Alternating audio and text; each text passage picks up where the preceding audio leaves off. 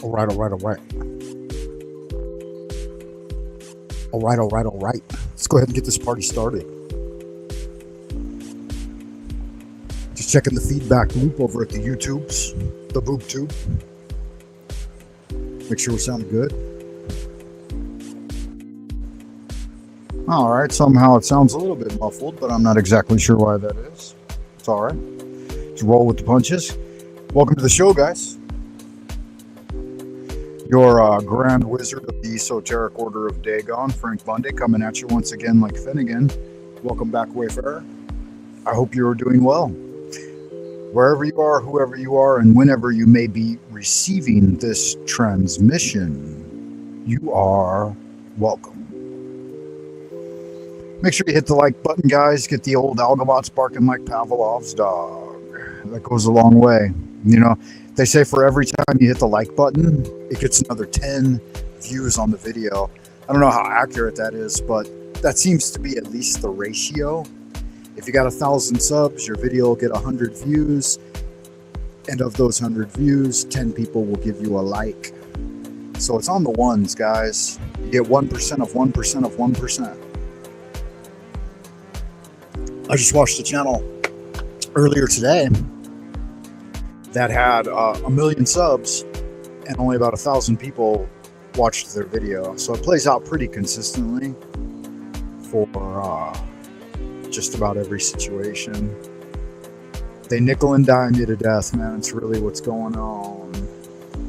So I'm broadcasting to you from the central kingdom of the Celestial Dragon, Twilight Zone, Old Peking, far behind the bamboo firewall. Once again, like Finnegan. So if you've got a yen to expand your kin, then let's get zen. Good Magic, find a comfortable position and command yourself to relax. Take a deep breath if you would. Hold it for 3, 2, 1. Let go of all anxiety, vexation, any type of noxious gas, that carbonic, sulfuric acid that you off-gas when you exhale. Return that to the trees, man. The trees enjoy that stuff. Let it out. Let the bushes have it. Let the insects have it. You are meant for purer, better, brighter light. Take another deep inhale. Imagine your sigil at an eye fixation point slightly above eye level, slightly beyond arm's length. Inhale. Hold for 3, 2, 1. Close your eyes. And as you exhale, charge your magical sigil. Yeah. Put your intent in it, guys. Your magical intent straight into the sigil. If you've got a recurring sigil that you use, maybe your signature or something that you're currently working on within your bag of tricks, the old Aladdin's lamp magical wish list, then just bring it back up again and charge it at this time. On this third breath, we're going to cast it out into the responsive nature of the universe. We're going to give it to God, so to speak, right? Get it on out there into the universe. Inhale, charging yourself with white, scintillating white light. Hold for 3, 2, 1, charge the sigil and send it out. Let go. This is the paucism phase. It's the ask equation, guys. You shall receive. Seek and ye shall find. Knock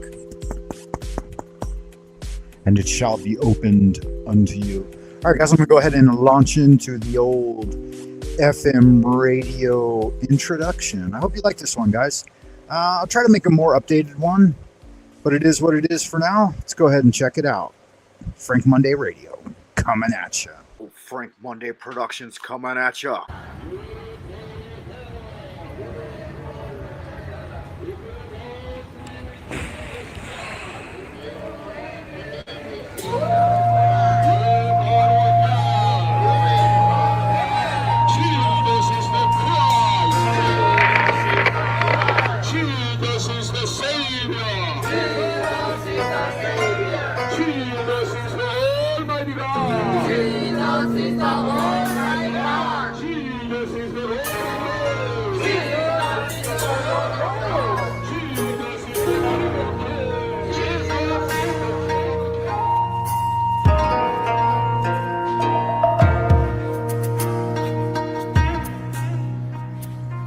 Okay, guys, our next comedian is a bit of a treat, to be honest. It is a bit of a treat. He's been away for 3 years. He is now back from the dead. Well, America. Give a big round of applause for Frank Monday. Did anyone want to repeat that?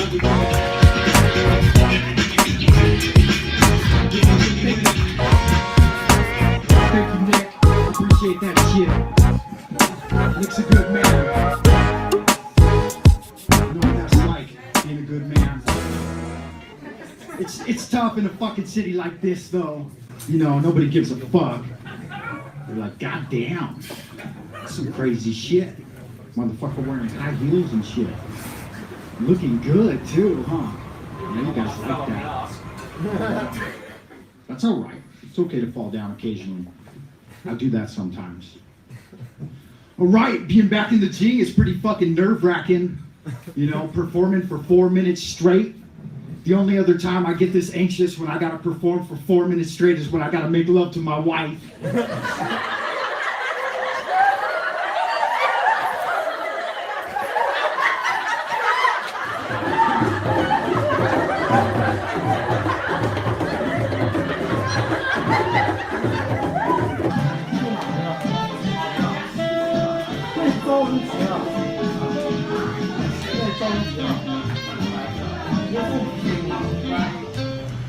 Onion ring.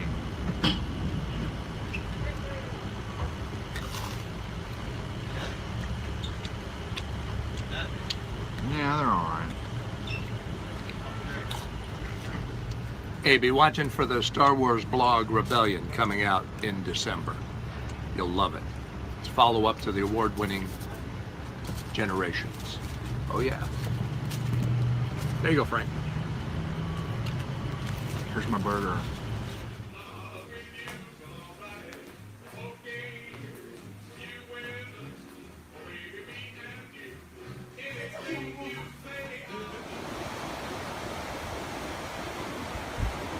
All right. There it is there, the old Frank Monday intro. I hope you enjoyed that as much as I did, because I certainly did enjoy it.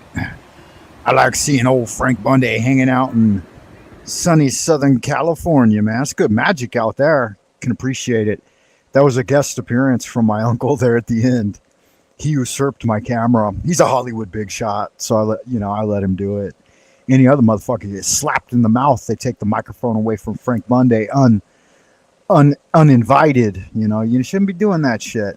Okay, so guys, Israel Regardi advises that we should invoke often and inflame yourself with prayer. So let's follow old Israel Regardi through the beloved invocation of the god of magic, the Egyptian god of magic, Tahuti. Maybe you use the Norse god, Odin. Maybe use the Chinese god of magic, old Liu Dongbing. All right. Maybe you get your magic straight from Source, Adonai. Same place King Solomon got his. Any way you look at it, it's all magical. Let's get into it.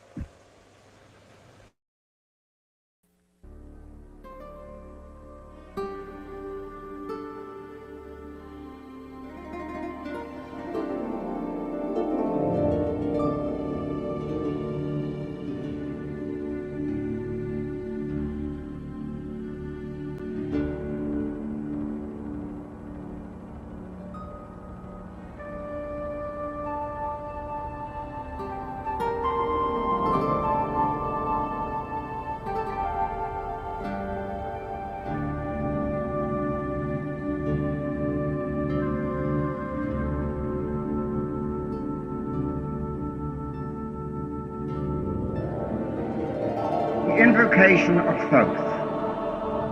Procul, o procul esti profani, or lasti ompeda. In the name of the mighty and terrible one, I proclaim that I have banished the shells unto their habitations. I invoke Tahuti, the Lord of wisdom and of utterance, the God that cometh forth from the veil.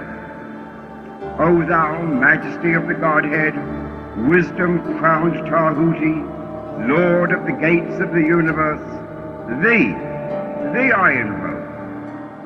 O thou of the ibis head, thee I invoke. Thou who wieldest the wand of double power, thee I invoke. Thou who bearest in thy left hand the rose and cross of light and life, thee I invoke. Thou whose head is as an emerald, and thy nemesis as the night sky blue, thee I invoke. Thou whose skin is of flaming orange as though it burned in a furnace, thee I invoke. Behold, I am yesterday, today, and the brother of tomorrow. I am born again and again. Mine is the unseen force whereof the gods are sprung, which is as life unto the dwellers in the watchtowers of the universe. I am the charioteer of the east, lord of the past and of the future. I see by mine own inward light, Lord of resurrection, who cometh forth from the dusk, and my birth is from the house of death. O ye two divine hawks upon your pinnacles, who keep watch over the universe, ye who company the bier to the house of rest, who pilot the ship of wrong, ever advancing onwards the heights of heaven, Lord of the shrine which standeth in the center of the earth. Behold, he is in me, and I in him. Mine is the radiance wherein Ptah floateth over the firmament. I travel upon high. I tread upon the firmament of new. I raise up flashing flame with the lightning of mine eye, ever rushing on in the splendor of the daily glorified Ra, giving my life to the dwellers of earth. If I say, come up upon the mountains, the celestial waters shall flow at my word. For I am Ra incarnate, Kepra, created in the flesh. I am the eidolon of my father Tamu, lord of the city of the sun. The God who commands is in my mouth. The God of wisdom is in my heart. My tongue is the sanctuary of truth, and a guard sitteth upon my lips. My word is accomplished every day, and the desire of my heart realizes itself as that of Ptah when he createth his works. I am eternal, therefore all things are as my designs, therefore do all things obey my word. Therefore do thou come forth unto me from thine abode in the silence, unutterable wisdom, or light, or power. So, Hermes, Mercury, Odin, by whatever name I call thee, thou art still nameless to eternity. Come thou forth, I say, and aid and guard me in this work of art. Thou, star of the east, that didst conduct the Magi, thou art the same all present in heaven and in hell.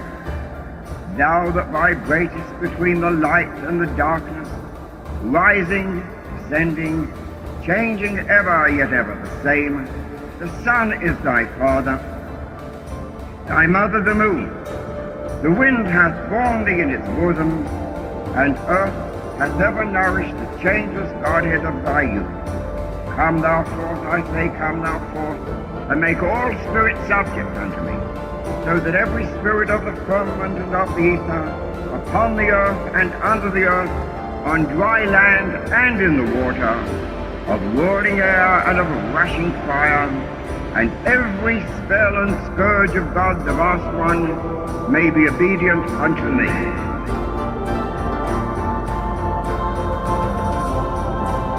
So it is commanded and confirmed. So mote it be. All right, good magic. Yeah, I really like that part in that reading where he says, by whatever name I calleth thee, thou art nameless to eternity. It's good magic, man. Remember, O neophyte, goodness alone is power, silence is strength, will regaineth omnipotence, and love lieth at the foundation, because love is the law. Love under will, and do what thou wilt shall be the whole of the law. Abrahadabra. Good looking out, Wayfarers. I hope you all are doing well out in Happy Land tonight. I'm going to go ahead and follow up Israel Regardi with my own invocation, which I like to call the Adoration of Abraxas. It's in part based on the Lord's Prayer. It goes a little something like this. If you know it, say it with me. eBay, inhale. Hold for 3, 2, 1. Holy art thou, Lord of the universe, the vast and the mighty one, creator of heaven and earth, maker of all things visible and invisible, master of both the light and the darkness, he who was, is, and shall be. We adore thee and we invoke thee. Send us one of your divine spiritual agents, our holy guardian angel, to protect and guide us through the innumerable snares of the earthly sphere, and a cleansing wind to disperse all negativity and endless human opinion. Teach us those secret things which we must know for the completion of the great work and the glory of thine ineffable name, Adonai. So it is commanded and confirmed. So mote it be. Hail unto thee who art raw in thy rising, even unto thee who art raw in thy strength, who travellest over the heavens at the uprising of the sun. Tahuti standeth in his splendor at the prow, and Ra-Hor abideth at the helm. Hail unto thee from the abodes of the night. All right, good magic, guys. I'm doing kind of a run on promoting Dweller of the Dark. So I'm going to play one of his tunes, guys. I hope you enjoy it. This one's called God Can't Help the Dead.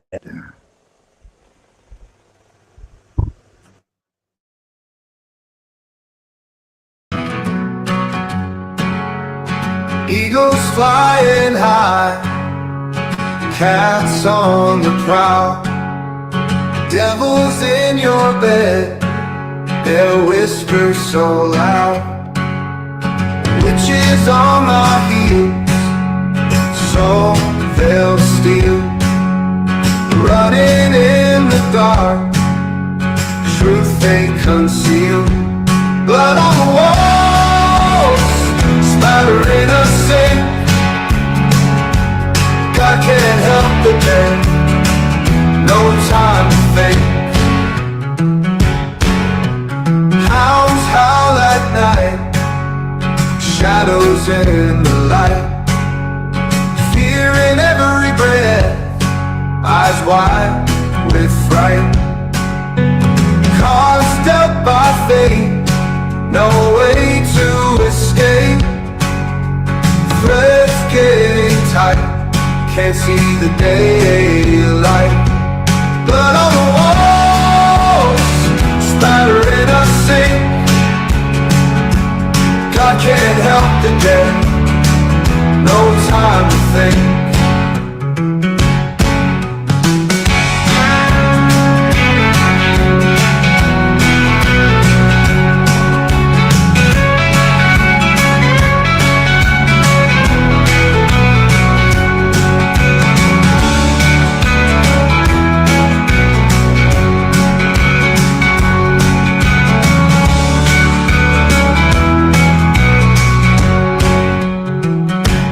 Cards dealt by fate, no way to escape. Threads getting tight, can't see the daylight. Blood on the walls, splattering us safe. God can't help the dead, no time to think.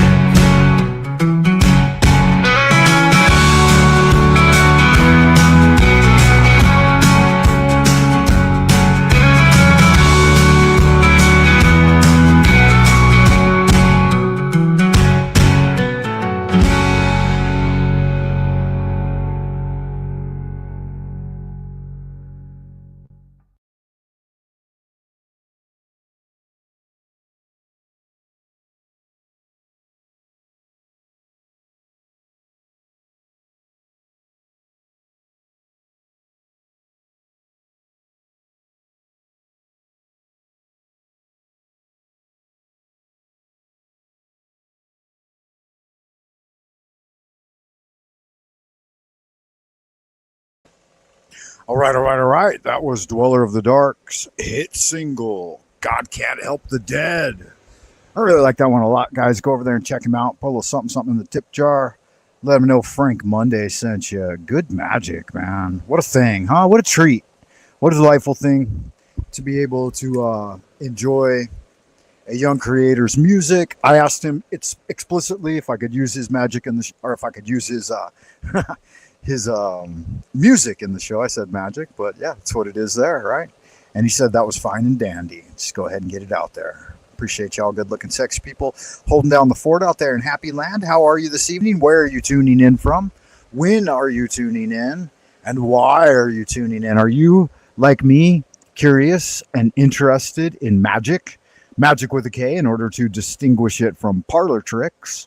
All right, the serious science of the mind, the art and science of causing change to occur in conformity with one's will. The magician's will, right? The magical intent.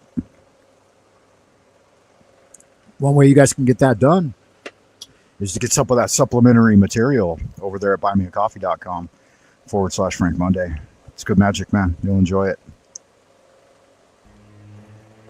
The Lesser Key of Solomon, or Lamagaton, has long... All right, guys. So recently we've been looking into here on the channel the Lesser Key of Solomon, the Lamagaton. There are 5 parts to the Ars Goetia. Part 1 is the Ars Goetia, or the Book of Infernal Names. And so in order to supplement this, we got this little video, hot off the press, from Esoteric Guardian. And we're going to have a closer look at what he's got to say about it all. Fascinated occult scholars and seekers of forbidden knowledge. Purportedly compiled in the 17th century from even older grimoires, it is a compendium of demonology and ritual magic, detailing 72 spirits and the rites to summon them. On the surface, it appears as a mere catalogue of infernal entities and ceremonial commands. Yet beneath this mundane guise lies a deeper, far more terrifying truth. The Lamagaton is not simply a manual of summoning demons, but a cryptic gateway to cosmic realities far beyond human comprehension. It is, perhaps, one of the few ancient texts that mask the presence of the old ones, the incomprehensible cosmic entities whose shadows loom over all existence.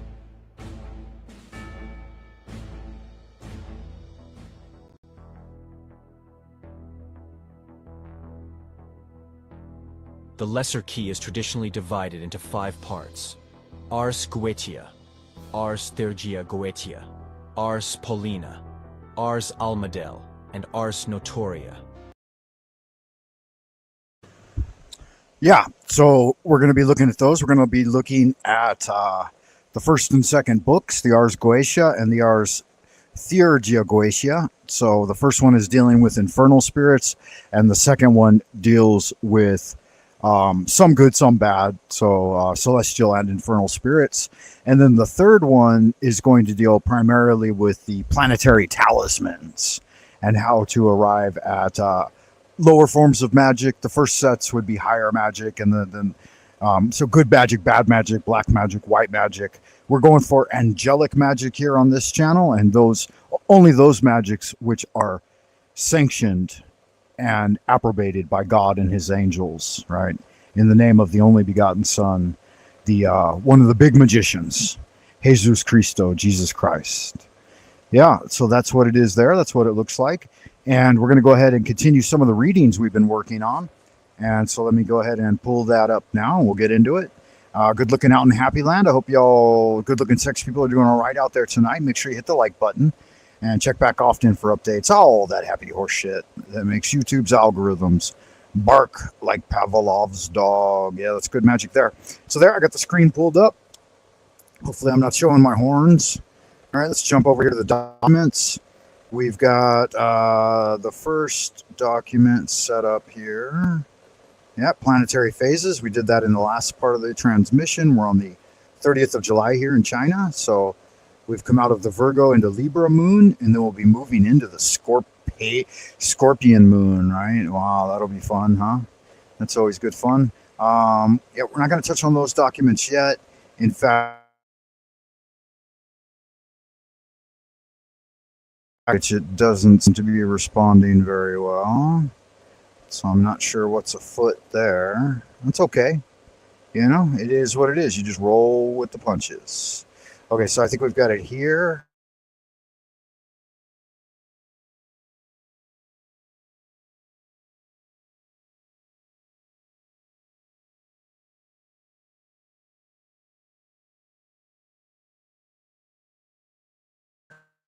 Hopefully it pulled out here on the old computer. Okay, there it is. So we are, in fact, on this document, we're looking at Israel Regardi's Garden of Pomegranates. And we're just in the introduction, so we just got started on this one. And let me go ahead and check the feedback loop, guys, because we're seeming to be getting internet stalling. And that happens quite a bit here from the transmission here in Twilight Zone Old Peking. So when that happens, I like to double check on the YouTube to make sure that we're still good. And it looks like we are, in fact, still good. Let's see if this will pull up. Maybe this window is what's causing it to lag. There's a good possibility of that because this one's not responding. I don't think it likes when you do full screen stuff like that. Anyway, let me see if I can reframe it so that it works correctly. And now why did it do all of that? Huh. It totally steered me away from my original page. That's okay. We've run out of pages there. Let's see if we can pop that up. Now we're getting all kinds of stall outs, guys. We might need to reboot and come back on the other side.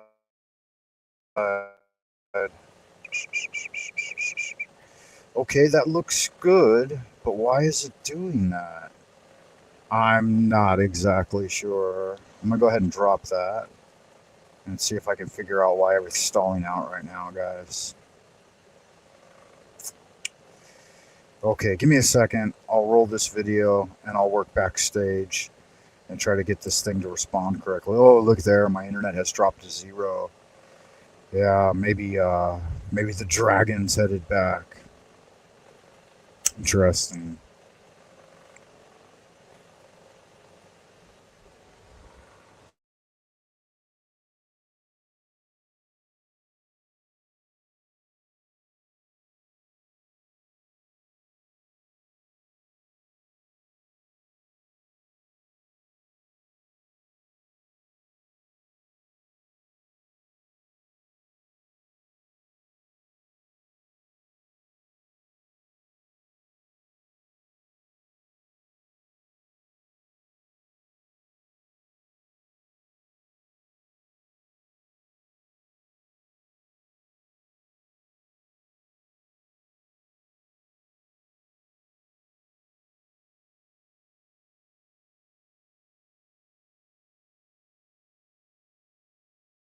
Boeotia, listing 72 spirits, is the most infamous. Solomon, the legendary king and master magician, is said to have bound these spirits to his will, using a combination of divine authority and arcane knowledge. The historical veracity of this claim is questionable. The grimoires we have are compilations and redactions from centuries of occult tradition. Yet, what if the demons Solomon bound were not mere fallen angels or evil spirits? What if these entities were fragments or avatars of something far more ancient and alien? Manifestations of the old ones themselves. The old ones, as whispered in forbidden texts like the Necronomicon, exist beyond the boundaries of time and space, indifferent or hostile to humanity. To the untrained mind, these beings may appear as demons, but to those with deeper insight, they are cosmic archetypes, forces that underpin reality's hidden architecture.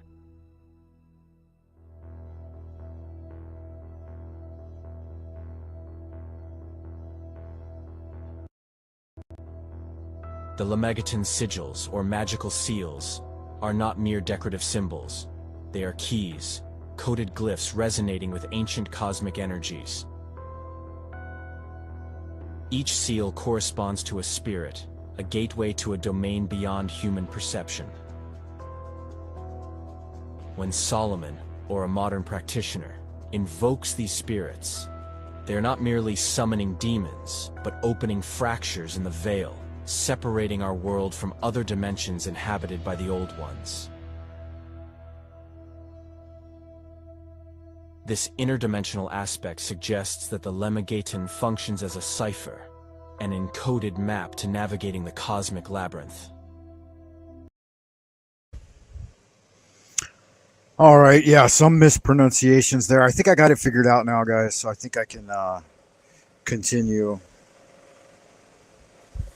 Lemmigaton. It is the Lemmigaton. Yeah, here it is here. Seems like I still hear that music in the background, too. Oh, yeah, it's on. I think it's low enough, though, that it won't disturb anyone. It shouldn't. All right, let me see if this is going to work. It looks like it's functioning now again, so I think we got good magic going on. I'll go ahead and drop that and add that and see if it works. Yeah, it seems to flip okay. And yeah, so we're looking at the Garden of Pomegranates by Israel Rigardi, and I'll read through the introduction. I'm trying to get into some of the meat of the thing, so read along. It is ironic that a period of the most tremendous technological advancement known to recorded history should also be labeled the Age of Anxiety.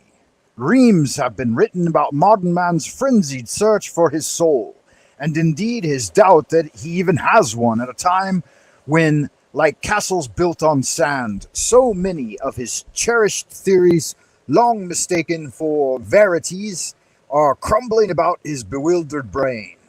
The age-old advice, know thyself, is more imperative now than ever. The tempo of science has accelerated to such a degree that today's discoveries frequently make yesterday's equations obsolescent, almost before they can be chalked up on a blackboard. Small wonder, then, that every other hospital bed is occupied by a mental patient. Man was not constructed to spend his life at a crossroads, one of which leads he knows not where, and the other to threaten annihilation of his species. It's funny, too, one of the late, great, I guess I shouldn't say late, great, but one of the famous orators here on the Panelverse, Brother Jack Talcott, he's talked about this very thing time and time again, right? That a crazy world makes people crazy. And to a certain extent, I can agree with that. I wouldn't say I buy in wholeheartedly, but yeah, it is what it is. In view of this situation, it is doubly reassuring to know that even in the midst of chaotic concepts and conditions, there still remains a door through which man individually can enter into a vast storehouse of knowledge, knowledge as dependable and immutable as the measured tread of eternity. For this reason, I am especially pleased to be writing an introduction to a new edition of Garden of Pomegranates. I feel that never, perhaps, was the need more urgent for just such a roadmap as the Kabbalistic system provides. It should be equally useful to any who choose to follow it, whether he be a Jew, Christian, Buddhist, deist, agnostic, Taoist, or atheist. The Kabbalah is a trustworthy guide leading to a comprehension both of the universe and one's own self. So we got to keep in mind this book was written in the late 70s, and this republication was probably in the early 90s, late 80s, early 90s. So you can see how prescient their comments were about technology and its rapid increase. So even back then, they were really living in the age of angst. All right. The what do they call it? An epoch of anxiety. Hold on, guys. I got some action at the door. I gotta see what's going on with these delivery guys. Give me just a second, if you would.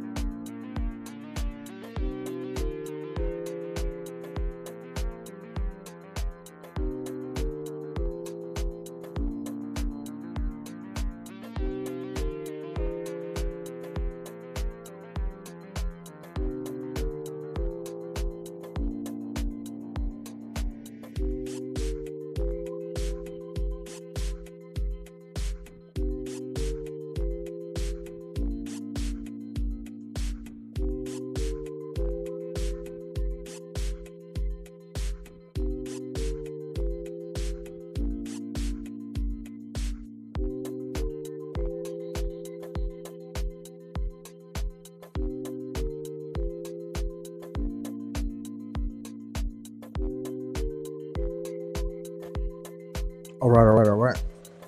Are we back? I believe we are. Yeah, good magic. Good looking out, everyone. Appreciate you standing by. Yeah, so here it is here. Yeah, let's get back into it. Yeah. So we're looking at a few different documents, two of them by Israel Regardi, and then we're looking at the Ars Goetia as well as we wander through this adventure. I've got some other documents on the list that we're going to include for our studies over the summer, provided we're able to get to them. And let's see, let's get back to where we were. Yeah. Sages have long taught that man is a miniature of the universe, containing within himself the diverse elements of that macrocosm of which he is a microcosm. Within the Kabbalah is a glyph called the Tree of Life, which is at once a symbolic map of the universe in its major aspects, and also of its smaller counterpart, man. Manly P. Hall, in the Secret Teachings of All Ages, deplores the failure of modern science to sense the profundity of these philosophical deductions of the ancients.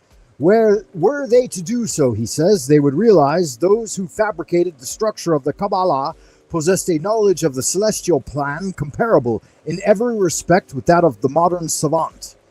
Fortunately, many scientists in the field of psychotherapy are beginning to sense this correlation. In Francis G. Wick's The Inner World of Choice, reference is made to the existence in every person of a galaxy of potentialities for growth marked by a succession of personological evolution and interaction with environments. She points out that man is not only an individual particle, but also a part of the human stream, governed by a self greater than his own individual self. The Book of the Law states simply, every man and every woman is a star. This is a startling thought for those who considered a star a heavenly body, but a declaration subject to proof by anyone who will venture into the realm of his own unconscious. And readers aside, I don't know if you guys have done the inner light meditation, but this is it, man. The first point of light. And wasn't it one of the old presidents, I think it was Bush Jr., said, call upon 1,000 points of light. I believe it was Bush Sr. as well.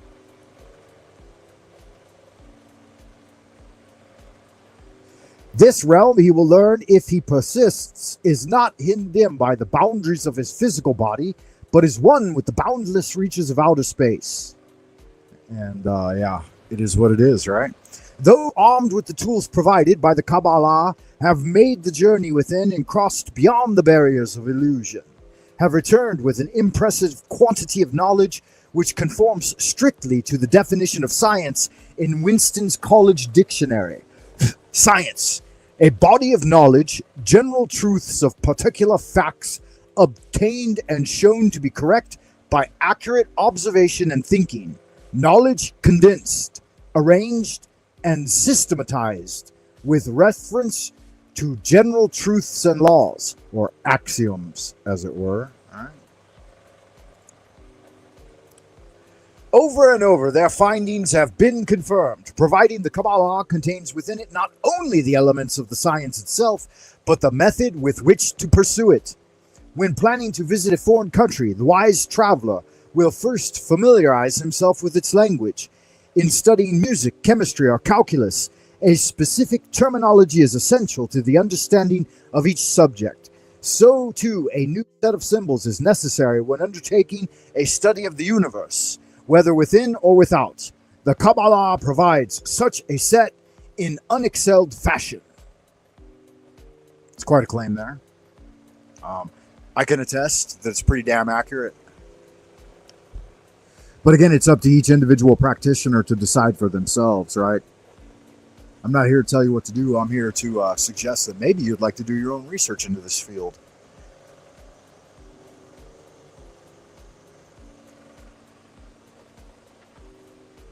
But Kabbalah is more. It also lays the foundation on which rests another archaic science, magic. Not to be confused with the conjurer's sleight of hand, magic has been defined by Aleister Crowley as the science and art of causing change to occur in conformity with will. Dion Fortune qualifies this nicely with the added clause, changes in consciousness. And I would suggest to the aspirant to adopt this perspective, if only at first, because it can help you rationalize with mind science. If you get into your studies of neurolinguistics, then you will be familiarized with something called the RAS, or the reticular activating system.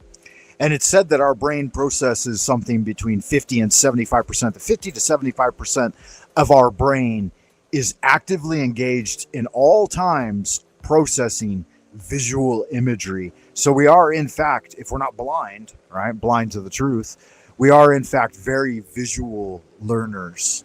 So it's important to take that into consideration.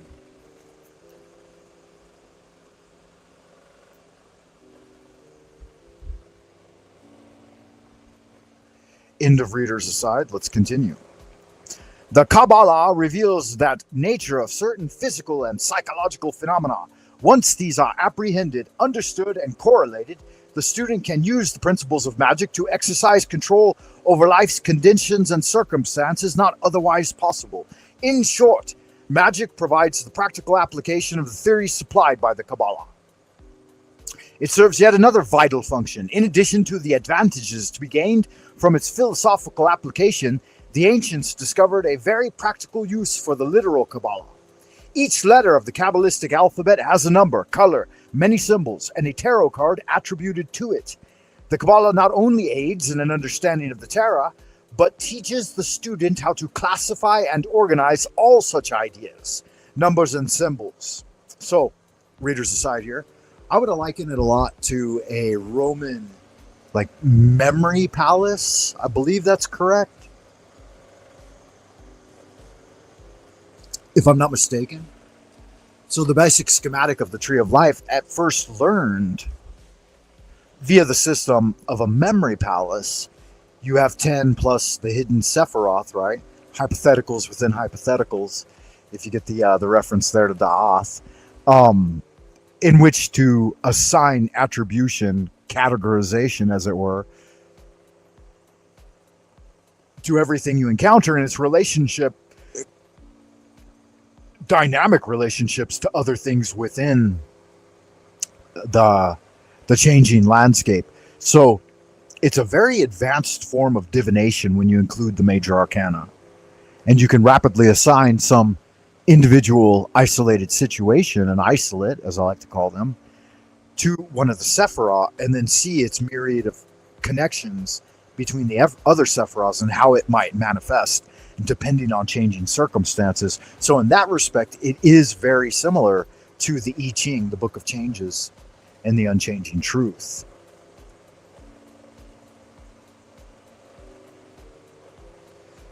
End of readers aside. So he goes on to say that it teaches the student how to classify and organize all such ideas, numbers, and symbols. Just as a knowledge of Latin will give insight into the meaning of an unfamiliar English word with a Latin root, so the knowledge of Kabbalah, with its various attributions to each character in its alphabet, will enable the student to understand and correlate ideas and concepts which otherwise would have what? Would have no apparent relation. A simple example of this is the concept of the Trinity in the Christian religion. The student is frequently amazed to learn through a study of Kabbalah that Egyptian mythology followed a similar concept with its trinity of gods: Osiris the Father, Isis the Virgin Mother, and Horus the Son. The Kabbalah indicates similar correspondence in the pantheon of Roman and Greek deities, providing the Father, Mother, Holy Spirit, Son principles of deity are primordial archetypes of man's psyche rather than being, as is frequently and erroneously supposed by a development peculiar to the Christian era. Readers aside here, be that as it may, some of you might like to take your coffee with cream and sugar. Others will take it black. Black is Stygian night. So it's up to you what you do with this here. I would only add that these attributes and associations and correlations are also apparent in Chinese Taoism. In fact, the Taiji too, the yin yang symbol that so many people are familiar with. Sorry about that, guys. The microphone was getting a little schmegma on it. I had to eradicate that schmegma. So the Westerners call it the yin yang symbol, I believe, or yang yin. Yin yang should be yin yang symbol, right? In Chinese, its actual name is called the Taiji Tu. And when you're learning the Taiji Tu in Taoism, it's one of the fundamental principles that you have the yin and the yang, right? The mother and father. And then the squiggly line, the S mark in the middle, that represents the third element of the Trinity. So you start with the circle, and then you divide the circle, and you have two.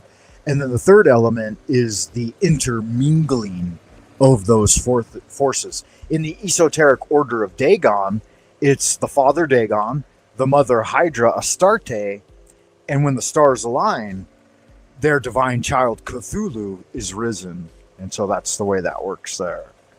All right. It's the synthesis of hypothesis and antithesis. And so it is a very scientific thing, in fact. End of reader's aside. At this juncture, let me call attention to one set of attributions by, what the fuck? Retangelius, usually found as an appendix attached to the Sefer Yetzirah. It lists a series of intelligences for each of the 10 Sephiros and the 22 paths of the Tree of Life. It seems to me, after prolonged meditation, that the common attributions of those intelligences is altogether arbitrary and lacking in serious meaning. For example, Keter is called the admirable or the hidden intelligence. It is the primary glory, for no created being can attain to its essence. This seems perfectly all right. The meaning at first sight seems to fit the significance of Keter as the first emanation of the Ein Sof Or. But there are half a dozen or similar attributes that would have served equally well. For instance, it could have been called the occult intelligence, usually attributed to the seventh path, or Sephirah, for surely Keter is a secret in a way to be said of no other Sephirah. And what about the absolute or perfect intelligence? That would have been even more explicit and appropriate, being applicable to Keter far more than to any other of the paths. Similarly, there is one attributed to the 16th path and called the eternal or triumphant intelligence, so called because it is the pleasure of the glory, beyond which is no glory like it. It is also called the paradise prepared for the righteous. Any of these several would have done equally well. Much is true of so many of the attributions, I believe, of the other attributions in this particular area, that is the so-called intelligences of the Sefer Yetzirah. I do not think that their use or current arbitrary usage stands up to the serious examination or criticism. Wow, kind of a bold claim as well, right? Which good magic on him. Nothing wrong with that. Question everything. You got to bring it forward. And that's what he's doing here. Even with, what appears to be at face level, just an introduction to an introduction of a, at the time, probably a 15 to 20-year-old text. There are quite a many other things in here that we need to get into. I'm going to go ahead and check the chat room, see if there's anybody out there in Happy Land. Make sure y'all sexy people are doing all right out there, holding down the fort. Looks good. Looks like everybody's doing well. What happened there? My little doobly bobby jumped back on me. We'll go ahead and drop that for a minute, and let's go ahead and take a short break so I can check the feedback loop and make sure that we're still transmitting, because it looks like we've got a bad internet connection, guys.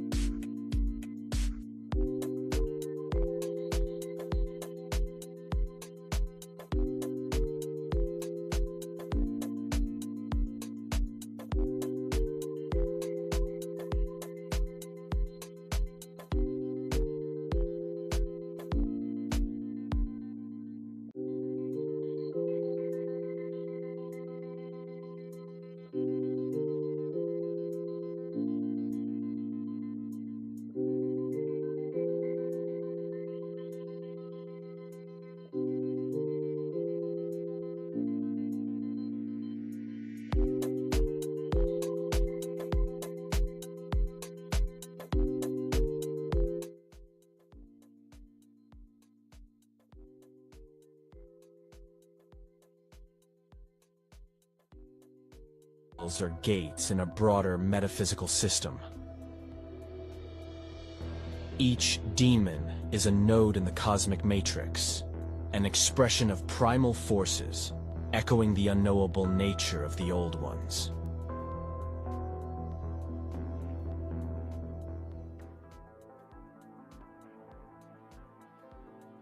The 72 entities in the Ars Goetia can be reinterpreted as ancient cosmic princes, each embodying a fragment of the Old One's incomprehensible will. For instance, Baal, often depicted as a three-headed demon, may represent the fracturing of identity in the face of cosmic dissolution.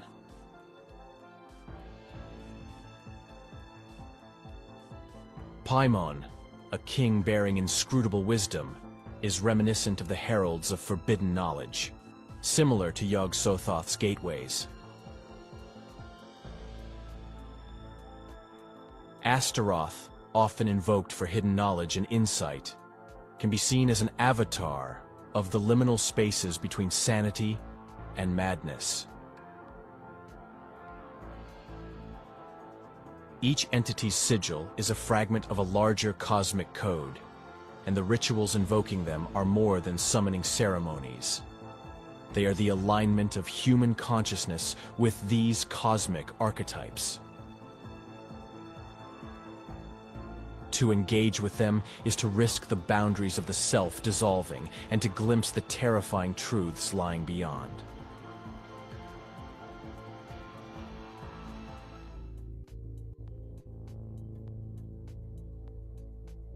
This ancient grimoire conceals within its pages an encoded structure, a cosmic matrix linking human consciousness to the eldritch realms. By invoking the spirits, the practitioner attempts to tap into the machinery of the universe itself, accessing power that lies dormant in the fabric of existence. The Old Ones, ever watchful from their timeless domains, influence these energies, their presence felt through subtle distortions in reality. These forces do not obey human morality or logic. The Lemegeton warns that those who seek to master these powers without reverence and understanding risk madness, possession, or annihilation. The spells and rituals are a form of dangerous technology, one that manipulates the very code of existence.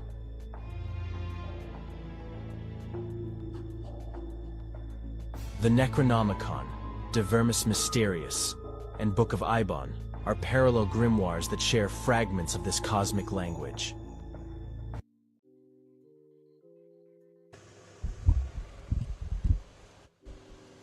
Yes, indeed, man. It's good magic right there. You guys got to watch the fuck out. Don't be fucking around with anything you shouldn't, right? And one thing you guys should absolutely do, like we're an hour into it, we've had half a dozen internet tourists coming in and out of the show, but nobody's hit the like button. I think I'm the only one that hit the like, guys. If you would take a moment to hit the like, if you appreciate the work I'm doing here, trying to get good magic done. We're looking into things like the Ars Goetia, the meaning of magic, and we just finished off a little reading from the Israel Regardi's Garden of Pomegranates. And there's a little more I want to get to in there, because there's something I want to bring forward just within the introduction that's going to be a high value asset for you going forward. With that said, I don't want to go too far into it because we are at the bottom of the first hour, so I do need to make the show announcements. Right, here we go. Here, Frank Monday, Grand Wizard of the Esoteric Order of Dagon, transmitting to you from the Central Kingdom of the Celestial Dragon, Twilight Zone, Old Peking, far behind the bamboo firewall. It is getting into the evening here, guys. It's 6 p.m. in the evening. We're going at it once again like Finnegan, so if you've got a yen to expand your kin, then why not get Zen with me, right? Yeah, there's so many other options out there, but I invite you to get Zen with me and remind you to hit the old like button for the Algobots, right? Keep them barking. Follow that up with, check me out at buymeacoffee.com/Frank Monday and put a little something in the tip jar if you do appreciate the show. With no further ado, Wayfarer, if it's your first time, don't let it be your last time, right? Come back often for updates and live streams and join the show, man. Jump up on the panel. It's always open to anybody and everybody. So, provided you're not a turd or a sewer rat, not really interested in flinging mud. That's not what I'm here for. Might be what some other folks are here for, but it's definitely. Why is this not working? Before presenting, remove other media. Oh, okay. Yeah, got to remove that, and then add that, and then minimize myself to the corner, and then have a look, and jump over to the text, and we'll get right back into the Garden of Pomegranates just a little bit before we move on. So, in a recent edition of Crowley's masterpiece, Liber 777, he gives for the first time brief explanations of the motives for his attributions. I, too, have been far more explicit in the explanations I used in the case of some of those gods whose names were used many times, most inadequately, where several paths were concerned. While it is true that the religious coloring of the Egyptian gods differ from time to time during Egypt's turbulent history, nonetheless a word or two about just that one single point could have served a useful purpose. Yeah, so it's these next couple paragraphs that are really of interest to us here. Some of the passages in the book force me today to emphasize that so far as the Kabbalah is concerned, it could and should be employed without binding to it the partisan qualities of any one particular religious faith. This goes as much for Judaism as it does for Christianity. Neither has much intrinsic usefulness where this scientific scheme is concerned. If some students feel hurt by this statement, that cannot be helped. The day of most contemporary faiths is over.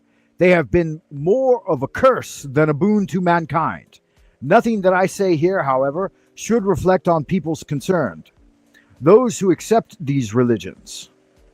They are merely unfortunate. The religion itself is worn out and indeed is dying.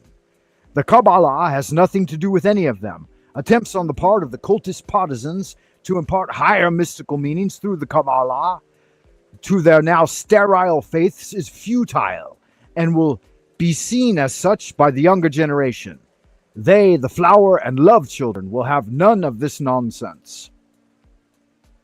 I would caution that you shouldn't stray too far afield in that respect, and that I think it's still important to instill within one's offspring and other people a sense of awe at the mystic and the mysteries. I mean, if we give up religion entirely, so be it. But do not give up a religious practice. Be religious in your practice of those things which you deem to be of utmost value. And for me personally, dream recall, meditation, reflection, prayer, invocation, affirmation, etc., etc., etc. And those are with almost all exclusively within the conceptual field, right? He says, I felt this a long time ago, as I still do, but even more so. The only way to explain the partisan Jewish attitude demonstrated in some small sections of the books can readily be explained.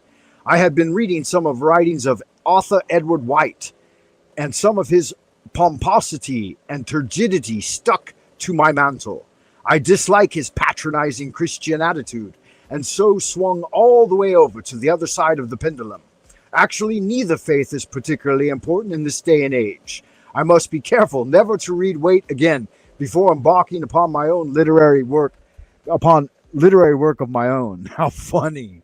What a funny thing. I do know that many of the guys of that era felt that way about A.E. White. But I personally like him. I like his Christian overtones because I think that esoteric Christianity is one of the more important expressions of it. Much knowledge obtained by the ancients through the use of the Kabbalah has been supported by discoveries of modern scientists, anthropologists, astronomers, psychiatrists, et al. Learned Kabbalists for hundreds of years have been aware of what the psychiatrist has only discovered in the last few decades, that man's concept of himself, his deities in the universe, is a constantly evolving process, changing as man himself evolves on a higher spiral. But the roots of his concepts are buried in a rare consciousness that antedated Neanderthal man by uncounted aeons of time. What Jung calls archetypal images constantly rise to the surface of man's awareness from the vast unconscious that is common heritage of all mankind.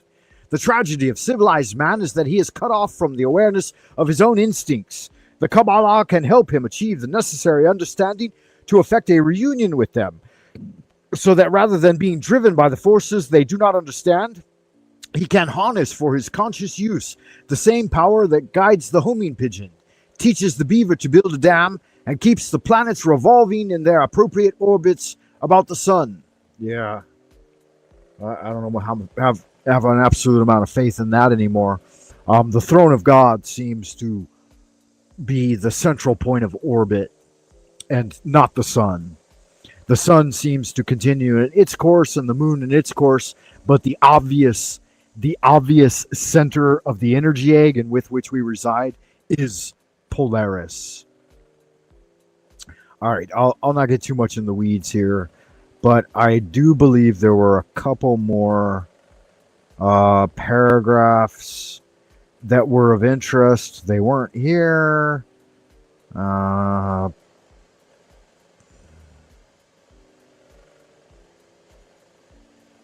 The last chapter of A Garden of Pomegranates with the Way of Return deals with the Way of Return. It used almost entirely Crowley's concept of the path as described in his superb essay, One Star in Sight, which is pretty penetrating. Again, if you've done the inner light meditation, then you know what he's referring to here.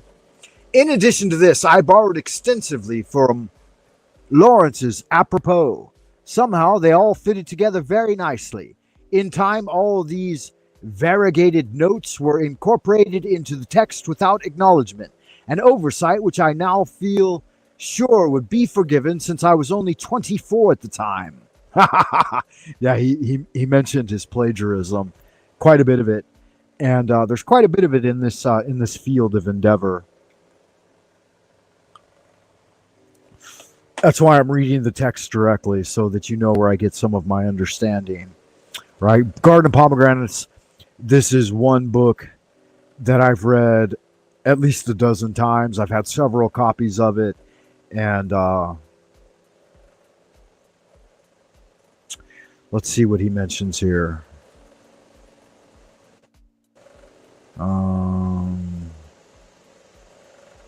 In 1932, at the suggestion of Thomas Brooks, the novelist, I submitted my manuscript to one of his publishers.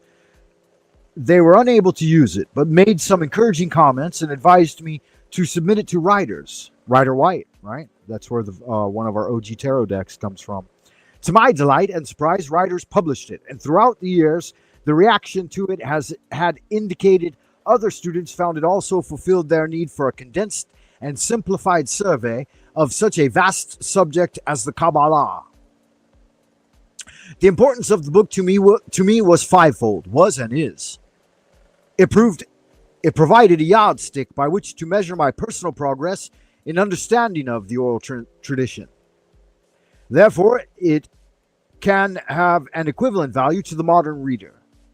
It serves as a theoretical introduction to the foundation of the magical work of the Hermetic Order of the Golden Dawn. Additionally, it throws considerable light on the occasional obscure writings of one master magician, Aleister Crowley. It is, in fact, dedicated to Crowley.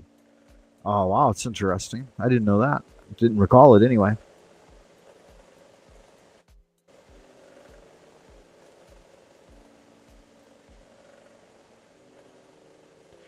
In his profound investigation into the origins and basic nature of man, Robert Audrey in African Genesis recently made a shocking statement. Although man has begun The Conquest of Outer Space. Oh, come on. We're getting a little into sci-fi fantasy here. That's okay. I mean, it is what it is. They believed what they believed at the time. Obviously, we've made huge gains since then. And I do believe this is the end of the introduction. And then we start to get into the preface. And we'll save that for next time. But we are going to, and when I say we, I mean myself and I, try to finish up the article on the meaning of magic. I don't think there's an excessive amount.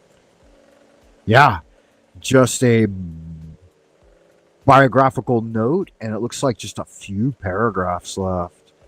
So we left off here, and we finished that paragraph, and I think we'll start here. First, I'll check the chat to make sure you all good-looking, sexy people out there in Happy Land are doing all right tonight. And I'm going to go ahead and take a musical break as well, guys. Remind you about Dweller of the Dark thing, man. Doing a lot of good magic. Let's check it out. God can't save the dead.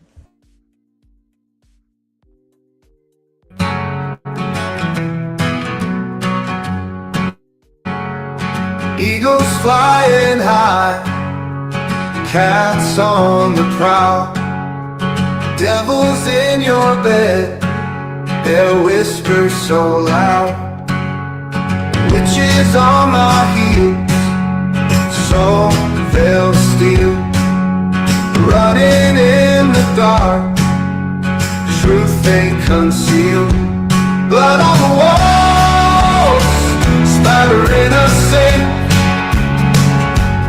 I can't help but then, no time to think. Hounds howl at night, shadows in the light, fear in every breath, eyes wide with fright. Cards dealt by fate, no way to escape. Threads getting tight, can't see the daylight. Blood on the walls, splattering us sink. God can't help the dead, no time to think.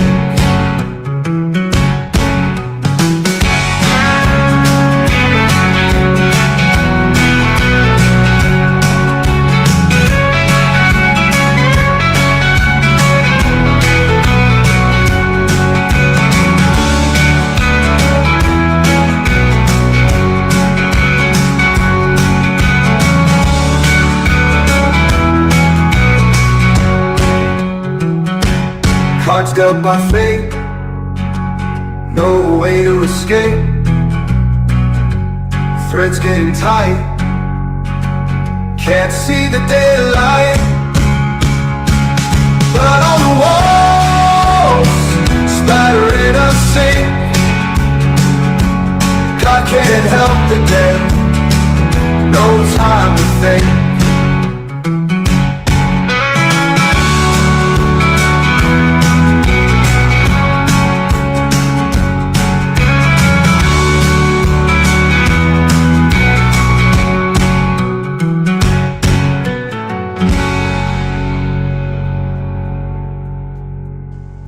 All right. Yeah, there it is. There, it's good magic, man. I really appreciate that. It's one. It's quickly becoming one of my favorite songs currently, guys. I was on Strange World episode 523 call-ins with DJ Curious on his 1-year anniversary. So get over there and check it out. That is Mark Sargent with Strange World. And here's the interesting thing too. I didn't realize this at the time, but Ironwork 92,000 had just done a show over there with those guys. And I think it was like episode 520 maybe. So just like 2 or 3 episodes behind. So Vlad, the blacksmith over at the foundry, realize that I'm on your heels, hermano. Right? So I seem to be following your trail somehow. That was mere coincidence though, man. I did not intend for that to happen. It is what it is. Guys, we're going to go ahead and finish off The Meaning of Magic by Israel Regardie, and maybe listen to a little more of the Lemegeton by Esoteric Guardian. So let's go ahead and get into it. Add it back to the stage. Yeah, I kind of like my my image down here in the corner. Yeah, looking good. Where is it? All right, so here's where we left off. Let the student do this experiment in the presence of a reliable clairvoyant, not mentioning what figure is being traced. The result will be highly illuminating. I know some objection may be raised by immediately responding, telepathy, but so far as I can see, the response arouses far more obscure problems than the rationale to which objection is made, for telepathy certainly requires explanation along scientific and dependable lines, and quite difficult at this stage of the game.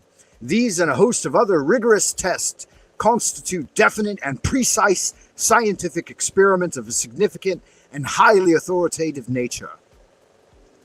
In the sense that several people may travel to certain paths and there undergo experiences wherein the essential features are identical, or in which the psychic dominants coincide, magic may be assumed to be a definite, coherent science. It is precise and accurate. Magic is the accumulated record of psychic and spiritual experience, which we have inherited from the past, from former generations of mankind. On the other hand, it is clear that each of these visions would differ materially as to context. That is in the dramatic sense. The context, act, and scene, so to speak, depend entirely upon personal idiosyncrasy, intellectual integrity, and the spiritual capacity to discover and absorb the truth, whether it is painful to the ego or not. Where the personal element enters so powerfully, it does so here. The adventure must be labeled an art. Creative imagination in one person will be used to formulate, with an established conventional set of symbols, a whole string of incidents and experiences, illuminating and tending to the expansion of his consciousness, which to the vision of a simple, unimaginative person would occur in far simpler and matter-of-fact form. Yeah, readers aside here, right? Sophisticated people do sophisticated things. Simple people do simple things. And so, guys, one of the things that Israel Regardie advised and counseled throughout his bringing forward of Golden Dawn material, that it's super important for a practicing magician to have a psychotherapist. I myself had a good hypnotherapist for about 10 plus years and did a lot of psychotherapy when I was young with magicians. And so I had a rare opportunity to have that. If you don't have one, don't use your wife as one, right? Fork out the coin that's required to get one. I could do that for you. I've got enough training in armchair psychology, and especially in magic and neuro-linguistic programming and hypnosis, to guide through very therapeutic sessions. You can find out more about that on buymeacoffee.com, of course. Let's continue with this a little longer. Sophisticated people with a smattering of modern psychology are likely to assume that magic discloses nothing but the hidden depths of the unconsciousness. Or the unconscious, sorry. They will say that these journeys are comparable to dream experiences, which are referred to the... Sorry. Got a little bit of lag on my computer, guys. Which are referred to the working and dramatizing power of the subconscious mind. What difference does it make if the Kabbalists name this sphere or type of consciousness the foundation or astral world, and the moderns the unconscious? The terms are cognate, and the symbols interchangeable. Both mean the same thing. When all things are considered, if magic possesses weapons that are more penetrating and incisive than scientific ones, shall we reject them because magic is the discredited house we are stored? If magical methods reveal our secret selves more directly and unlock the vast store of wisdom and power within our souls, showing us how to control them in ways that neither psychoanalysis nor modern science has succeeded to do, should we not be foolish to reject its benefits? Magic is a scientific method. It is a valid technique. Its approach to the universe and the secret of life's meaning is a legitimate one. If it assists us to become more familiar with what we really are, it is a science, and a most important one. And to the scientist, whether he be psychologist or physicist, it will open up an entirely new universe of tremendous extent. If it succeeds in making us better men and women, a little more kind and generous, a little more aware of the spiritual heights to which we are capable of climbing with but a little exertion, then it is the religion of religions, the sanctum sanctorum. And should it spur us to greater efforts in order to render life and living more beautiful and intelligent, should it make us more anxious to eliminate ugliness and sewer rats, suffering and ignoble misery, surely it is an art before which all other muses must bow the head and bend the knee in reverential and perennial praise. So mote it be, so it is commanded and confirmed. God thank the gift of Israel Regardi, and at a very young age, bringing this forward to us, right? We've got the biographical notes here, bibliographical, books entitled Practical Guide to Kabbalistic Symbolism by the Gareth Knight, The Ladder of Lights by W.G. Gray, The New Dimensions Red Book, edited by Bill Bisbee, but is a Carl Jung contribution, and the correspondence message as being a Garden of Pomegranates. Very good. What was the other one here? Magical Ritual Methods by W.G. Gray. So we got a couple of books here, and then of course Master Magician Gareth Knight, and so on and so forth. And that's it, man. That's the document. We finished it. It's quite a thing, man. It started with a lofty endeavor of just simply to bring forward a definition of magic.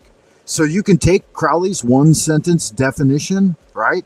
Magic is the art and science of causing change to occur in conformity with one's will. Or you can take the 10 pages of The Meaning of Magic Here by Israel Regardi, which expands, it takes a one sentence definition and turns it into an essay, a 10-page long essay, right? And it begins all the way back here at the beginning. This document is an invaluable asset to magical researchers, only 35 pages long.